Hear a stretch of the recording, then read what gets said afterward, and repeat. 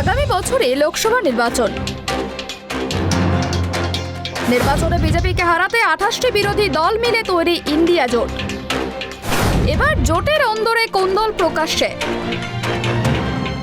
মমতাকে লাগাতার কুকথায় অধীরকে পরামর্শ শরদের।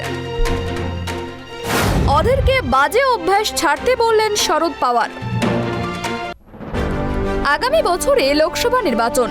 এই নির্বাচনে বিজেপি শাসিত এনডিএ জোটকে হারাতেই একত্রিত হয়েছে বিরোধী দলগুলি। 28টি বিরোধী দল মিলে ইন্ডিয়া জোট তৈরি করেছে, কিন্তু শুরু থেকেই জোটের অন্দরে কোন্দল শুরু হয়েছে। নির্বাচন এগিয়ে আসলেও সেই কোন্দল যেন মিটছেই না। বিরোধী জোটের অন্যতম দুই সদস্য হল কংগ্রেস ও তৃণমূল কংগ্রেস। কেন্দ্রীয় স্তরে দুই দল জোট বাঁধলেও রাজ্য স্তরে জোট মানতে নারাজ সাধারণ কর্মীরা।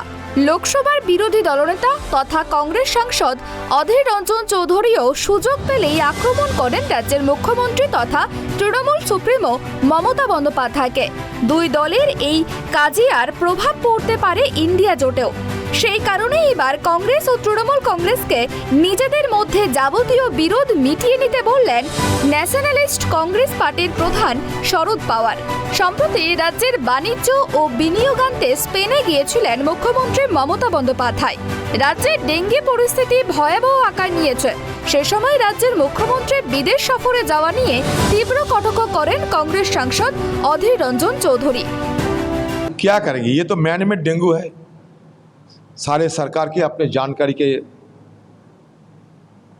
थे ही इस डेंगू के बारे में। सारे सरकार की अपनी निगाहों में ये डेंगू के बारे में आज से नहीं पिछले कई महीनों से जानकारी रखे जा रहे हैं। हम सब जानते हैं कि अगस्त सितंबर महीने में डेंगू की खतरा बढ़ने की काफ़ी संभावना है और आज ये गंभीर रूप धारण कर चुके हैं। अभी मृतकों के ऊपर मान लीजिए कि आतर छिड़काने की काम कर रहे हैं। ना कोई दवाई, ना डॉक्टर, और डॉक्टर का भी ये हिम्मत नहीं है कि अपने तरफ से वो नुस्खे में लिखे, प्रिस्क्रिप्शन से लिखे कि ये डेंगू के कारण मौत हुई है। ये भी आज़ादी नहीं है डॉक्टरों की, क्योंकि अगर डेंगू के कारण मौत होते हैं तो सरकार की जो छवि खराब हो जाएगी। इसके लिए एक निर्देश दिए गए हैं कि कोई भी डॉक्टर ये हिम्मत ना करे कि मौत के कारण वो डेंगू दर्शाए। इसके चलते इसका जो असलियत और क्या गंभीर है इसके बारे में भी हमें पूरे जानकारी नहीं मिल पा रहे हैं।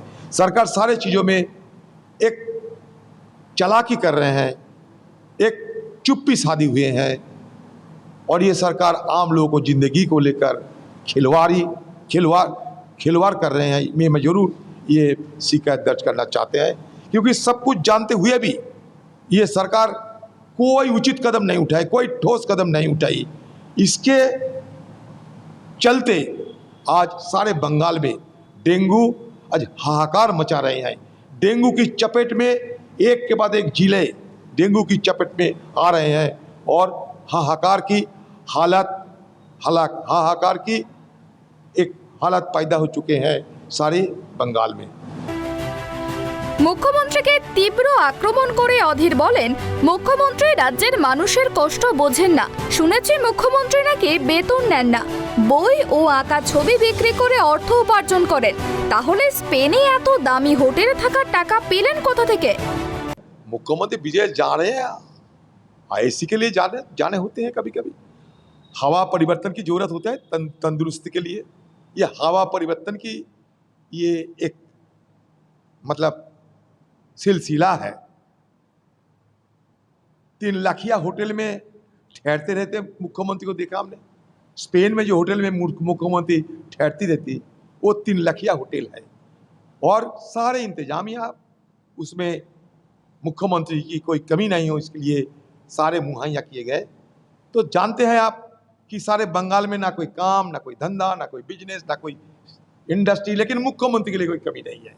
सिर्फ मुख्यमंत्री नहीं, उनकी परिवार समेत और कुछ प्रमोटरों ने मिलके हमारे सरकार की खजाना को बेजा इस्तेमाल करते हुए हमें इंडस्ट्री लाना है, ये एक झांसा देने के चलते सारे भ्रमण कर चुके हैं और वहाँ मस्ती मौज करने के बाद वो आ गई है।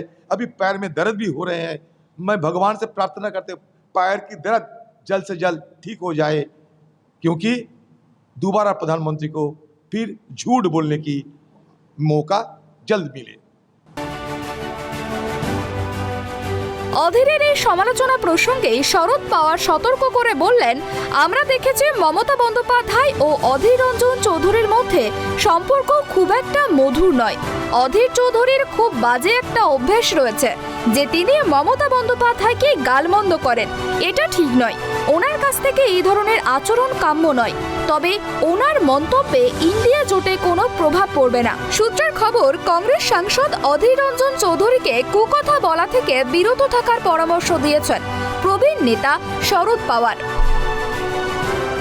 Bureau report, tribe TV.